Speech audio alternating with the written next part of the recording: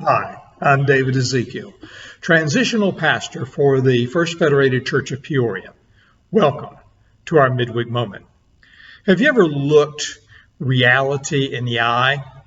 It is an interesting experience. Often people are startled to realize how much information they've been avoiding and just how much information is out there that's just waiting to be useful.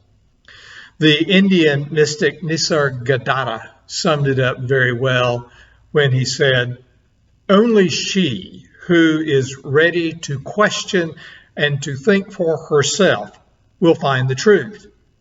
And to understand the current of the river, he who wishes to know the truth must first enter the water."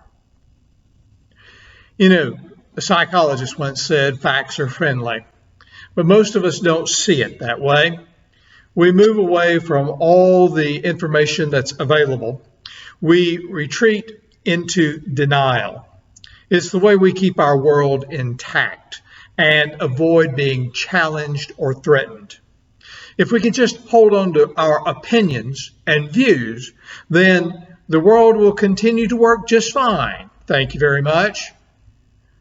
But we get led into the practice of non-denial by failure and defeat. When we have no choice, we seem to get curious. When our back is against the wall, finally we're willing to look at the messages that we've avoided. This isn't a graceful process. But when we're ready to open to the signals, the guidance, and the information that's been swirling around us, that's been ignored and unnoticed, it's when we start paying attention, it's amazing what we learn.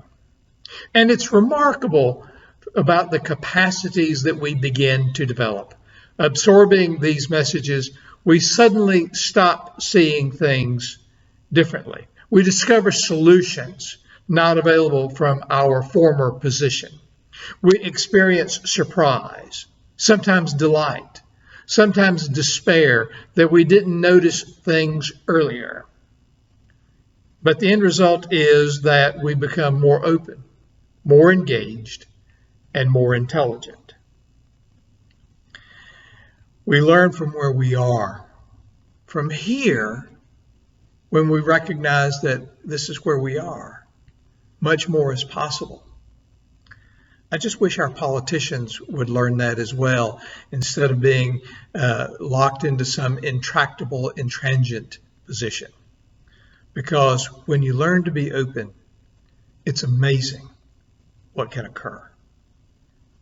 What amounts of transformation is possible. I'm David Ezekiel. Thank you for sharing this midweek moment with me today.